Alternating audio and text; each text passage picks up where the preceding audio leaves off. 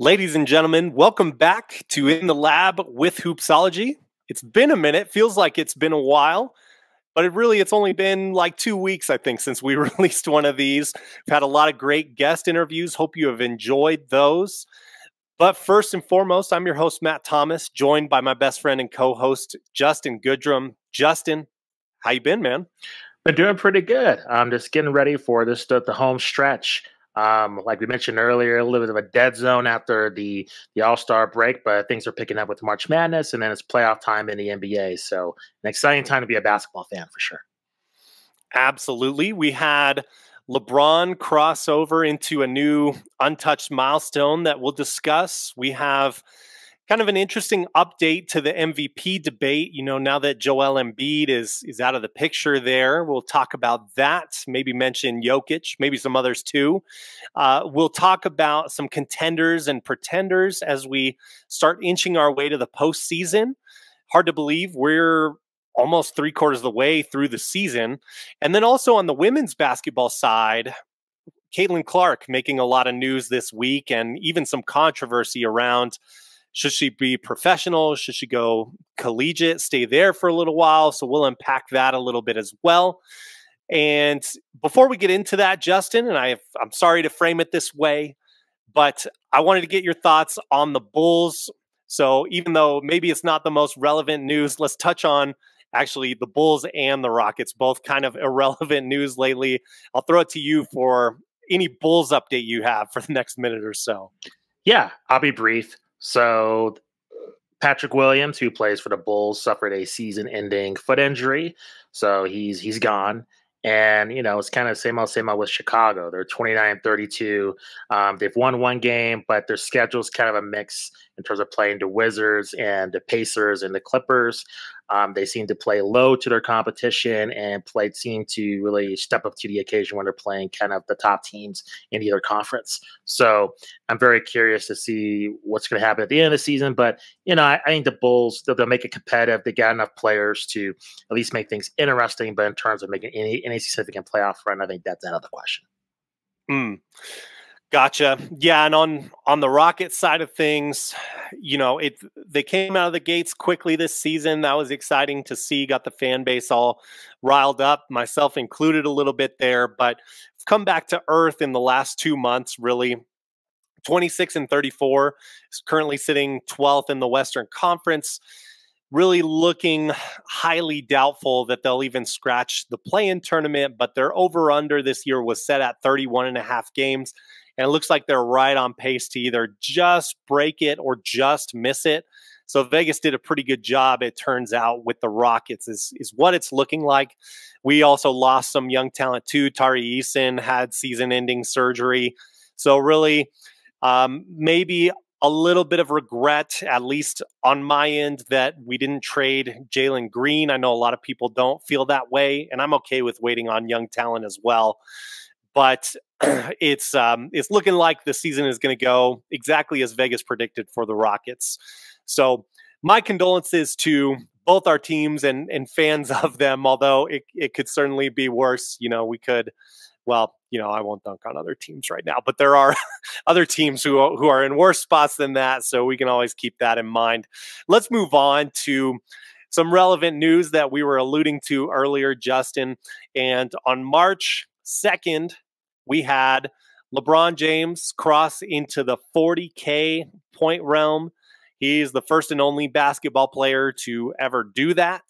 It speaks for itself. Obviously, this is an impressive milestone, a testament to LeBron's durability in many ways. But Justin, give me some initial thoughts, you know, when you first heard the news. And I know we've already talked about LeBron breaking Kareem's record. What does this add to it for you? Yeah, not too much. It's a significant milestone for sure. No one in the history of the league has ever done this, so it's pretty significant. They were playing the Nuggets.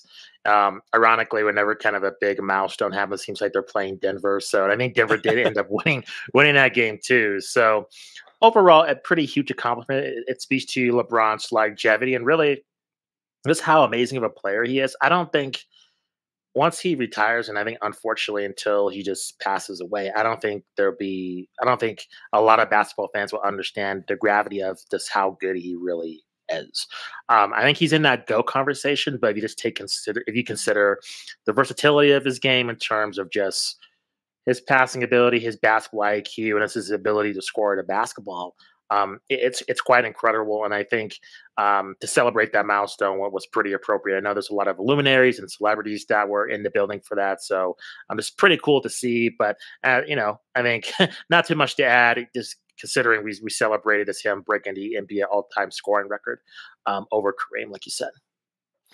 Yeah, I mean, it's ultimately a testament to his durability and his, his dedication to his fitness, and also a whole heck of a lot of good luck too that he hasn't had.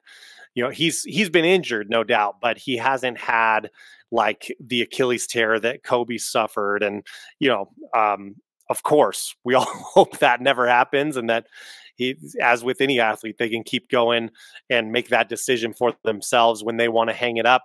I don't share the same sentiments in the GOAT debate as maybe a lot of people do, but it's undoubtable. I mean, LeBron, it's a super impressive career. I mean, that's inarguable. So I don't think I have anything else to add. Anything else to add to the 40K milestone? I don't. I think that the next storyline with LeBron and his career is, with his son. I think he's staying another year. So that's kind of the sweepstakes of, he wants to play with the son. So he's currently at USC. So I think that's kind of the latest with LeBron in terms of the next phase of his career. So, yeah. And I hate to say this because I root for Bronny too. I want him to do well. He's not NBA ready at the moment, but there is enough there to where someone might be willing to draft Bronny just to lure LeBron James over for a season or two. agreed. So I do really wonder how all of that is going to play out. And of course, maybe Bronny can develop into an NBA player in another couple of years in college ball. But that also then, to get LeBron and Bronny playing together, LeBron's got to hold out a lot more. And right now, he certainly is able to play NBA basketball. He can hang around if he wants to. And I can't imagine, the Lakers moving off of him or anything like that. So he's kind of calling the shots as it has been in his career, because he's been able to play at such an elite level for such a long time. Another element, I'll just add one more thing to this and then let's move on. I don't know if you saw the Nike ad, you probably did, where it showed like his counting stats in terms of points, rebounds, and assists. It added it up and then said =1, obviously implying like LeBron is the GOAT, which I think is really interesting given that Jordan Brand is there, given Kobe, of course, had that relationship with Nike. So to do this counting stats and then =1, I think is a curious move from the Nike advertising department in some ways, but of course it's getting a lot of attention. Did you have any thoughts on that ad? Not really. I mean, there was an ad we'll talk about Caitlin Clark later, but they did this similar thing celebrating her accomplishments. So I don't really put too much stock in those ads, to be honest. I mean, they're kind of whatever. So. Yeah, just kind of some marketing materials, Yeah. sell more product. So let's move on to players that are playing. No offense to LeBron, but at the very top level of the league, and get into this MVP discussion.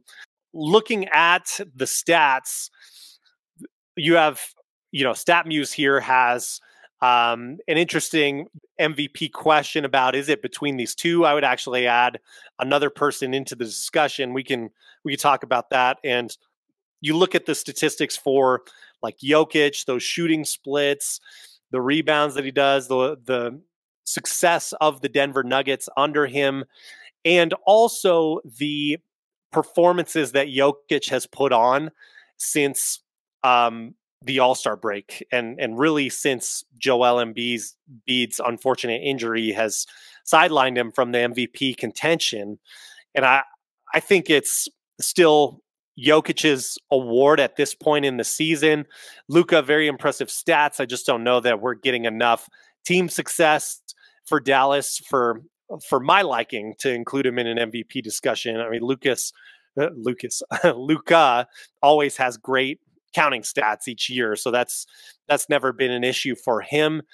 What do you think of where we are in the MVP race right now, Justin? And I guess, let me know maybe your front runner for the moment. And then outside of Jokic and Luka, do you have anyone you could see contending for this award? So I would say that there's two guys. I don't think the Joker's gonna get it just because of the whole 3P thing. I just think there's a lot of biases. I don't really understand it. Just pick the guy who's the best player of the season. First, I got two guys. I got Jason Tatum and then Shai Gilgeous-Alexander. Those are two guys, and especially if SGA, if the Thunder. I mean, the West is razor thin. I mean, if the Thunder get that first seed, I mean, and he is just killing it with 7 straight 30-point games. I mean, that is going to be really hard to beat. I hate these biases. I hate that. Well, he's from a small market. Jokic. He has 2 prior MVPs. Give somebody there is a chance. It's just ridiculous. Just pick the best player. So absolutely. I think with SGA, I think that is going to hurt him, unfortunately, and be in a smaller market. But if all things were equal, I'd put SGA over the Joker there, just slightly. And even Jason Tatum, too. I think it's between those 3 guys, in my opinion. I think, like you said, with Luka, I think the team success, it's so close. I think especially with the offensive firepower being at such a high level, I think you have to factor in team success. And I think the Mavericks are kind of on that next tier of teams. So I think he just misses the cut for me. Gotcha. So I hear a lot of people, discussing different candidates, and it seems like most media that I see just outright dismisses Tatum because the Celtics, they're a loaded team, whatnot. They're so clearly the best team in the East. But obviously Tatum is a big reason for that. Yeah. Give me like your distilled Jason Tatum case for MVP from what you've seen. Why do you place him, in that top 3 tier? Yeah, I just think his leadership ability, and I think you can tell, honestly, between him and Jaylen Brown, who's the top dog in that tandem? I think it's Jason Tatum. And I don't know. I just personally think that he is the leader of that team. And overall, again, like you were mentioning earlier, I don't like the biases of just Kristaps is on that team and Jaylen Brown. I just like Tatum as just the front runner of the Celtics' success. Again, this is not a postseason award. This is not a who you think is going to win the title. This is a regular season award, and I really think he's in contention for that. And you take a look at the MVP odds here, and this is of March 4th. I mean, he's 5th on that list. So that, like you're saying, it's very much like a disrespect from that. But I think a lot of people, even Kevin Garnett and Paul Pierce, are saying that Tatum should be in the running as the front runner, and especially we're talking about recent Celtics performances. I mean, they destroyed the Warriors. I mean, they embarrassed them. I mean, the Warriors are not a bottom barrel team in the Western Conference. I mean, they destroyed him. So I think that plays into how Tatum should be considered in that top ranking. Yeah, no, I like that, and it used to be back in my day to go there with it. It used to be that you had to be basically a top 3 seeded team. Yeah. If you were going to be in the MVP conversation. Like, even though Luka has these great counting stats that we brought up, it's laughable in a way to include him in the MVP discussion because the Mavericks currently are sitting in the 8th seed. So that almost is like an instant disqualifier. Remember, there was a lot of controversy. I believe it was 2016 when Westbrook won the MVP. He was having triple doubles and putting up numbers and stats, no doubt. But some people were very against him winning the MVP because the Thunder were, I believe, the 6th seed that year in the playoffs. you're right. It's a regular season award, but I like more of this discussion of like how the team is doing and how that player is contributing to that team. And so I think, I mean, bare minimum, you got to be a 1A on your team to be in the MVP discussion. And Tatum clearly is the 1A on the best team in the Eastern Conference. And you could argue, at least by the record, certainly, but you could argue overall the best team in the NBA as well.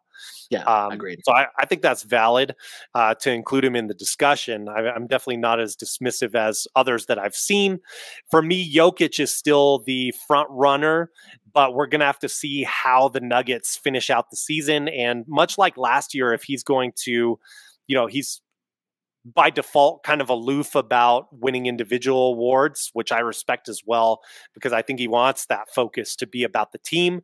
But that can hurt you in MVP discussions and getting voters on your side to vote for you to win that award. And last thing I have is I just want to say I totally agree with you mentioning SGA. That was my other person I was alluding to. I think not only you mentioned the 30-point game streak, but he's also doing a fantastic job on the defensive side of the ball too, which often, one of my common gripes is that is so overlooked in the MVP discussion and in basketball in general in the modern era, unfortunately. So SGA checks those boxes for me. And I want him to be, a top 3 vote finisher, especially if the Thunder manage to pull out the top seed in the Western Conference with how young they are. I think that's super impressive. And he's the clear leader of that team. Yeah, no, agreed. And some odds from FanDuel real quick. Yeah. SGA is plus 230. He's right behind the Joker. So I think that's pretty good. And really, Luka's plus 800. So that tells you the respect they have for SGA, which is pretty surprising to me. I just thought there'd be kind of like a bit, even though his stats were impressive and I'm for him being MVP, I'm glad he's getting the love because I could easily be like, well, he's not, a stat, all these BS different metrics. It seems like he's getting that respect. So that's good to see, at least from a Vegas perspective. Yeah, absolutely. Moving into a discussion on pretenders and contenders at this point in the season, as we move towards the 3-quarter mark of the season, or maybe we've already crossed it for a few teams in the league here. Wanted to take a look at the standings with you and get your thoughts on these kind of new kids on the block that are at the top of these conferences or in contention here. So looking out west, I think the general consensus is that the title contenders, the real contenders that are there that people would have no issue saying or almost no issue, the Nuggets, who we've been mentioning. I think a lot of people now, probably the majority, in spite of our hesitancy, Justin, I think a lot of people and people we've talked to do think the Clippers are a contender, even though I think you and I say, we got to see it in the playoffs. We got to see them do it. But just in terms of like popular opinion. And then I think the other one, since they've had postseason success, even though they're very new look this year, is the Phoenix Suns. People expect them to be sort of in that contention. Ideally, of course, you'd like to see them move up beyond the 6th seed. But the teams I want to hone in on, because I've seen a lot of posts like, why won't you pick this team as a contender? Or, give me a reason this team won't contend. And I'm talking about 2 teams here, both the Minnesota Timberwolves, who currently, at the moment we're recording, although it's back and forth, the Timberwolves sit at 1st in the West, followed very closely, only a half game behind, by the Oklahoma City Thunder. Should also mention the Nuggets are tied with that record with the Thunder and could also move into first place soon here. But point being, between the Thunder and the Timberwolves, we saw a little bit of Timberwolves in the postseason last year. We haven't seen this OKC iteration in the postseason yet. Who do you trust more at this point if you had to pick between one of them to move far into the postseason? And neither of them might, depending on matchups. We're understanding that. It's so tough. I think due to just the bottom of the rankings there, I don't have too much faith. And I think was with Inside the NBA was right on the money. I think Shaq And Charles, I think they made a good point of like the mainstream media propping up the Lakers and Warriors. They're I think they pose a good challenge for the top two teams, certainly, but I just think they don't have enough firepower to really pose a big enough threat. But there is a concern. It is the playoffs, and especially with the Thunder, things are just different, and you're dealing. It's kind of like a whole new ball game. I think we've seen where when you have LeBron and Anthony Edwards when they don't care about losing games at home. I mean, it doesn't matter if they're going on the road. Same thing with the Warriors. It's a clutch situation. It's close. There's pressure, and you have a lot of these teams that are fairly new to have limited to no playoff experience. That gets scary. I think that is a factor. And to just dismiss, let's just say the Warriors and Lakers, yeah, they're having a bad regular season and they're old and past for prime. That still is a factor for these younger teams.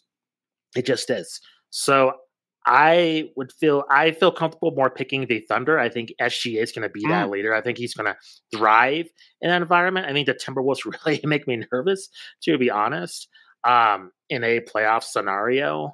So I'm going to go with the Thunder. I really like you were saying with SGA and his defensive mindset. But I'd be lying if I'm not nervous about both these teams facing veteran teams there. I think as long as those two teams avoid, if you're looking at the standings here, if they end up playing like the Kings or Mavericks, I think they'll be fairly safe. And even the Suns, I think that's fine. But again, just depending on if they drop, I really think honestly 6 through 10. I think is interchangeable. So even with the Pelicans, to be honest, so I think the top 4 teams are safe, but honestly, 5 through really, I would say 10, I could see interchangeably. So quite honestly, as long as the Timberwolves and Thunder stay away from the Lakers and Warriors in the first round, I think they'll be fairly safe. But that is danger. I mean, LeBron is not past his prime. I think he's still in a playoff scenario, if he's healthy. That is just a dangerous matchup. That's scary in terms of 7 games. So I would lean Thunder over the Timberwolves, but I feel uneasy with both of them playing either the Warriors or Lakers, even though I don't think either team was going to be able to really make a significant run. Yeah, I like your answer. I like your pick of the Thunder. I think just simply for the fact that they have SGA, that they're young, long, athletic, I think is good. It is concerning that they don't really have a backup center option. So, if Chet Holmgren gets in foul trouble, that's basically it for their center play. That could be a big problem, maybe more of a fatal flaw in the playoffs compared to what the Timberwolves have, which I think is an unsurety of what to do when it comes to like clutch time. Like, I don't know that Anthony Edwards has that all figured out just yet. And you've got the postseason questions of Gobert being out on the floor at the end of games and if that'll work or not when things are really close. So far, obviously, been working great for them in the season. I don't know how that's going to look in the playoffs. You would expect at least one of those two teams to get past the first round, undoubtedly, especially if they have home court advantage here. So really great opportunity for both of them and for the Timberwolves to prove themselves because they gave more of a challenge to the Nuggets than the Lakers did. Yeah. You could even make the case maybe they gave them a little bit more of a challenge than the Suns, depending on how you look at it. But could be an interesting postseason for the Timberwolves, and I feel like they're the team certainly that has a lot more to prove with the timeline on where they are. With OKC, I think it's just a feel-good postseason, and unless it just looks really bad as the 1 seed and they get swept or knocked out pretty handily in that first round. I think, like you said, if it's Lakers or Warriors, even though I think they should be able to beat those teams, I think people give them more of a pass because of the names attached to it. Agreed. Let's move right into the Eastern Conference, looking at the other side of things. I think it goes without saying, you can disagree with me if you like, Justin, but I think the Celtics are the title favorites at the moment. And I think Milwaukee is still considered by many, in spite of the flaws, in spite of the coaching chaos and all that we've covered on the show, I think they are still a favorite as a title contender in the Eastern Conference. So other teams there, and I'm going to give you more teams to pick from since the Eastern Conference is a little bit more muddled than the Western Conference, or maybe just has less legitimate contenders. So give me the team you trust or are at the moment trusting. If we can't pick the Bucks and the Celtics, we've got the Knicks, Cavs, 76ers, or Heat I've got written down here. Who feels like the most legitimate threat in your mind? Oh boy. So I think if Embiid is healthy, I think that is the 76ers. And I that's think a big if. it plays into health. And then basically you take a look at the 76ers and the Knicks because they've been hammered with injuries, and it's including a scary knee injury scare with Jalen Brunson. So that's also a question mark too. And even with the Cavaliers, Donovan Mitchell, he's missed a ton of games. I mean, there's a report that came out. He's only played 47 games and he has 22 games remaining. And he's already set to miss 3 games. And I mean, there's an issue of him being all NBA if he continues to miss games. He has a left knee bruise. So to me, all these teams are dealing with tons of injuries. So it's really hard. So I'm picking the Heat. I think the Heat deal with a lot of adversity. The Heat, I don't think, really care where they matter in the seeding. They've been in every possible scenario. And I think they're an extremely scary team to face. They're the scariest team in the NBA to play in the playoffs, I would say, in a 7-game series, just because of their coaching and Jimmy Butler. So to me, I would say I would trust the Heat out of those teams for a myriad of reasons, including adversity as well. But if everything's equal, if all the teams are healthy, I would pick the 76ers first. Then I would go probably, let's see, I'd probably go 76ers, Knicks, Heat, and then Cavaliers. But, laying out what's going on right now, I pick the Heat. I think that's reasonable. I want so badly to pick the Knicks. Yeah, me too. But like Coach Nick, recent guest and friend of the show, said, there's a lot there, but you just need to see them all healthy together to figure it out, and we haven't gotten that time to see it. And if I'm picking in like a chess match between Coach Tibbs and Coach Spo, and really honestly, between Coach Spo and any of these coaches, I'm picking Coach Spo at the moment. I mean, shout out to Nick Nurse in Philadelphia, who's a great coach as well. But man, I can't pick away from the Heat given what we've seen. And also the Heat did it directly against the Knicks. They kind of clowned the Knicks last postseason. Granted, the Knicks didn't have OG. And the Knicks kind of clowned the Cavaliers last postseason in the first round before they met the Miami Heat. So just by way of that and not trusting Embiid's health in the moment and how he's going to look when he gets back, I got to pick the Heat as well. I think that's a smart pick. I mean, at a certain point in time, the Heat will get a little less lucky, unfortunately for them, I think. But I can't say with 100% confidence, I think that year is right now. So I want to pick the Knicks really badly, but I'm going to pick the Heat as well. Long story short. One more topic to get to here, Justin, and maybe the most fascinating topic of them all with what we're looking at. Caitlin Clark, who has taken the college basketball, not just women's, but college basketball world in general, by storm here, declared earlier this week, correct me if I'm wrong, but for the WNBA once this season is over. Correct. She gave a really nice heartfelt statement to the fans of Iowa, but just kind of, I think to nobody's surprise, said, basically it's time to go to the WNBA.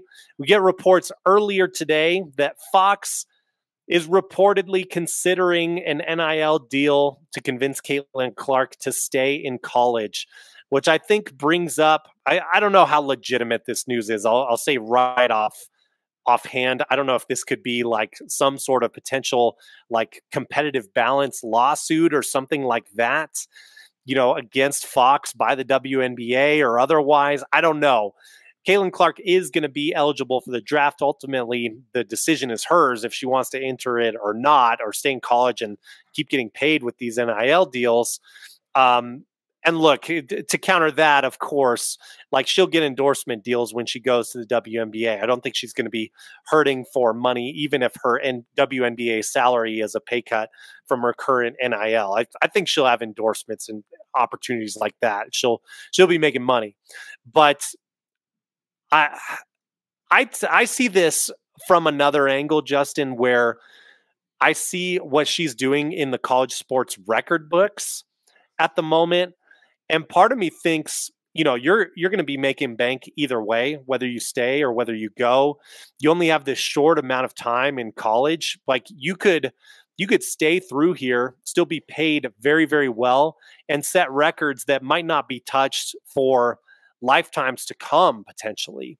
I find that prospect very interesting. That would be, if I were, and I'm not, but if I were trying to convince Caitlin Clark to stay, I think I would take that angle of you could be the most storied by the numbers collegiate athlete of all time. But it's hard when you consider like the prospect of like, hey, I'm just focusing on a professional career anyway, and it's right here. I can go into that right now and do amazing, most likely year one. So, Justin, what would you say if you're advising Caitlin Clark, or just in general, what do you think she should do? Granted, we think she should do whatever she wants to do ultimately. Yeah, so a lot. So I'll try to keep my points concise here. So number one, I don't understand the argument of how she takes a pay cut going to the WNBA. She keeps her sponsors as a pro. So I don't really understand. I mean, from what I read, if there's like maybe some local sponsorships, but honestly, she's going to be on a national stage just like she is for college. And I mean, if you take a look at it, I think it's pretty adjacent. Now, I think the biggest thing is that the viewership probably decreases because right now she's on NBC with Peacock, she's on Fox, and she's on ESPN. So, that does decrease going to the WNBA, but still with ESPN as a big platform, I don't really see that as a massive issue. In terms of her staying in school, I mean, I believe what I saw, she's completed her 4 years of eligibility. There's that fifth year that's in question that she's electing to go into the WNBA draft. So to me, I don't know. I mean, how many championships has she won? I mean, that's the main thing, right? In terms of being this super legendary collegiate athlete, I mean, titles are a factor. I know Jason Williams got destroyed for saying that, and I do believe she is probably. I don't think that should take away in terms of her being in a discussion as a top elite basketball player in college hoops of all time. I don't know. I think you have to take a look at, what happened in those runs and, why didn't those titles occur? But, winning the big dance is pretty difficult. I mean, that is really hard. And so to me, I don't know. I just think, to me, she should go to the pros. I don't know why there's this debate of she's going to be sacrificing money and all this. I think it's garbage. I think look at what's happened with Sabrina Ionescu and Steph Curry. Look at the platform that she's gotten, and look at really the rising platform of this college basketball as well. And to me, if this Fox thing is true, I think it's desperate on their part. I mean, yeah, 100%. You can't get there. I mean, look at Juju Watkins. There's Paige Buckers. I mean, there's not other talent there. I mean, what are they doing for an admit? I mean, Shannon Sharp on First Take was right. Can you name a college basketball player separated from the Lobos? Can you name a college basketball player right now, men's, like who's really even comparable to Caitlin Clark or Juju Watkins or Angel Reese? I don't think so. And so, to me, her going to the pros, I think, is an obvious choice. And it's one of those things. I've said this on the show a million times. I think ESPN, I think they've improved their television coverage since the pandemic. But, prior to that, they have been a poor partner. They have been a terrible partner for the WNBA in terms of hyping up the league. Because I made the comparison point I know people don't like this comparison, but I think it's apt, is with the UFC. a sport that's violent, a sport that had a bunch of of baggage. But once they got signed with ESPN, bunch of features in terms of promoting the fighters, making sure that everybody knows about the fight nights, and they have flourished. And I think with the WNBA, you're starting to see that since the pandemic took place, of actually promoting the league, actually carrying out the highlights. And I think they still got a little bit more ways to go. I think there should be a WNBA today. I don't know why there's not. I think there's things that ESPN could do better in terms of promoting the women's game on a pro level. And I think Caitlin Clark can be the bridge to that, along with, Angel Reach and Paige Buckers, and once, Juju Watkins, whenever she decides to go to the league as well.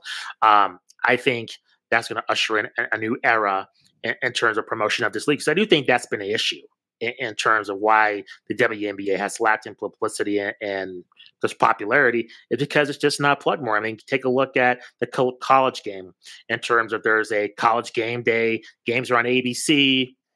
I mean, much more promoted in terms of throughout the years, even when I was younger, in terms of UConn and Tennessee compared to the WNBA. And so I know I've gone on to a long diatribe, but overall, I think she's making the right decision. Her staying in college, I don't think I'd be too against that. I think that, like you said, Matt, at least she gets to make money while if she were to stay another year. So that's good for her. But, going to the pros, I think, is ultimately the right choice for her. But, if she were to stay another year in college, I don't think I'd be too upset about that either. To your point, in terms of this timeline and what we're looking at, and I know we got to go.